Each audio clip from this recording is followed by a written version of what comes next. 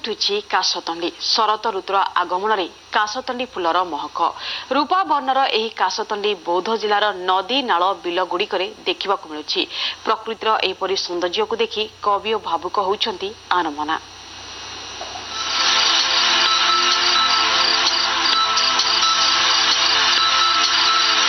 शरत ऋतुर आगमन रे चारिआडे जमी आसिलानी पार्वणर माहौल। माँ दुर्गा आगमन रे पुलकित धरणी राणी बौद्धर नदी नाल बिल आदि सबुजिमा कूल हसी उठुची काशतंडी आ थ्री थ्री पवनर स्पर्श आसी यह उत्फुल्लित होई उठुची।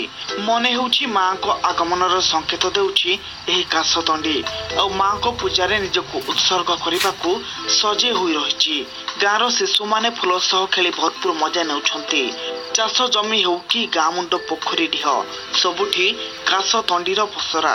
एपरिकी काशतंडी को नहीं कवि एवं भावुक मध्य कवितारू बाद पड़ी नाहांती। काशतंडी फूल आसला माने आमे जानू जे शरत ऋतु आम पृथ्वी पृष्ठ रे आसीगला।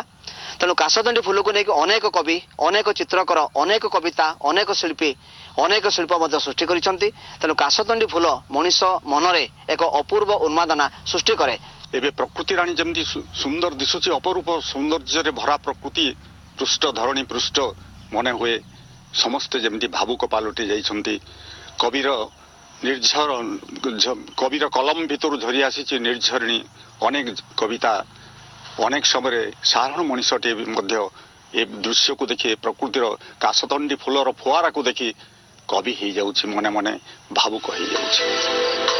प्रकृति एवं पार्वणर सहित जड़ित ए काशतंडी सबुजिमा कूल भरी देइछि सौंदर्य आनी देइछि अपूर्व सौंदर्यर संभार। सुप्रभातर सुनेली किरण बेस शोभा दिशे काशतंडी जहाको चाहि बसी थाए आकाशर खंड खंड भसा बादल। केवल भावुक नुहंती कि शिल्पी रंग तुली एहाको वर्णना करिसंती कवि। काशतंडी को नहीं ओडिया साहित्य इतिहास रे स्वतंत्र स्थान जन्मैछंती कविगण।